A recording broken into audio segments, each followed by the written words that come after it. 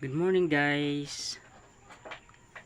Gusto lang tamo i-update sa atong asola kay nakapalit na tag-asola and temporary na sila sa plagana nato gibutang no for the meantime kay wala pa ta ka order og dako nga trapal.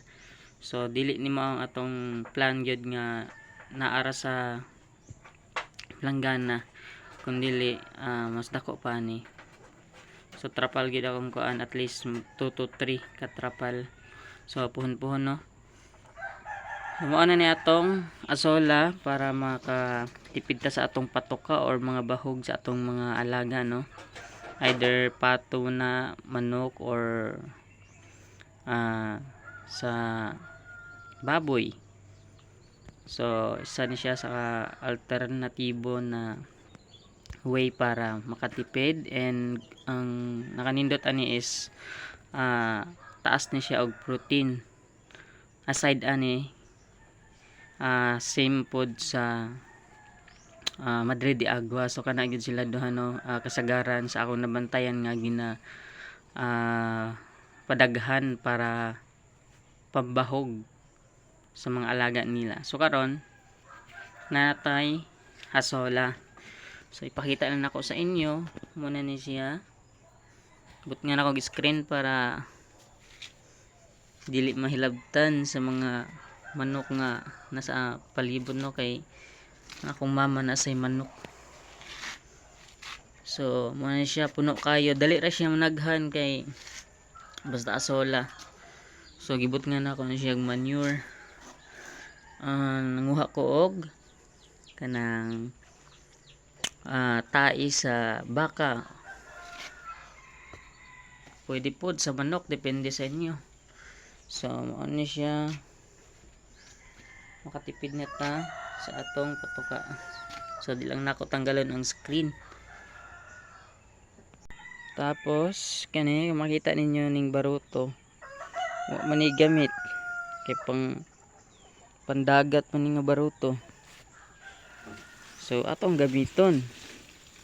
So gibot nga nato og kuan lang usa palwa kay unya ani init ni gini unya. So mo ani ang atong asola nga puno na kayo. Puno na kayo asola na to. So magamit gyapon ng atong baruto no. Wala man siya buslot. So kanilang sa atong butngan. So manguha ta ni pansagol sa atong mga feeds, atong patuka. So dali ra. So ang akong buhaton pohon kanang mura siya gingana nga na siya net sa ibabaw kani para sa atong mga asola.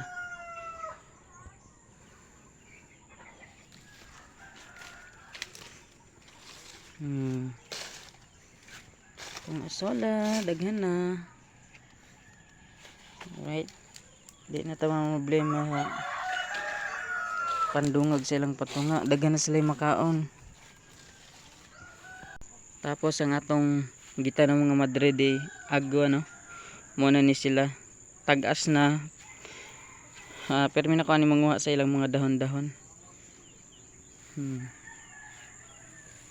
Daghan na ng labong na ani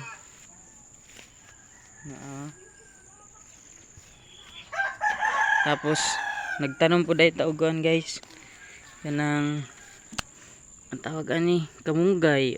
Na siya namuwak na kamunggay nato. Diba napay nitubo ng kalabasa. Pasagda nato ng udako, napay saluyot, napay tanglad, pero di na apil sa bahog ha. Ako lang ipakita. Katorang kamunggay mo to. Usa sa atong mabahog pod sa mga manok. Kani asola labong na kayo siya no. Tapos diriha sa unahan pakita lang nako sa inyo akong gitanom nga kamunggay. So usa ni siya sa atong gipadaghan para ipakaon sa mga manok puhon-puhon. Para di ba?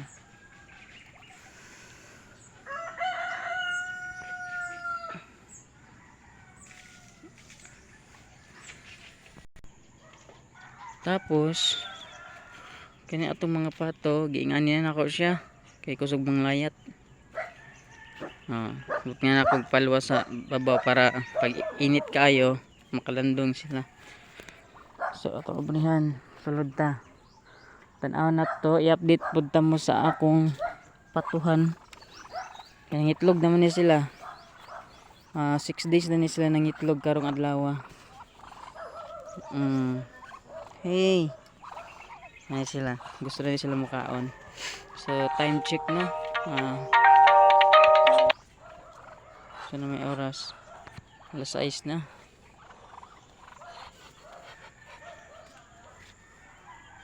Atong tanawon ang katong ilang itlog. So naara guys. Oy, nay itlog dari sa kilid na naiunom. 2 4 6. Dari wala pa nalaya na ang ano. Dari wala pa. Dari na ay 5. Tapos dari kani may daghan guys kay magtapok sila diri ng itlog. So 2 4 6 18 12 14. So 14 plus 5 19 plus 1. Sakto ba diri 1?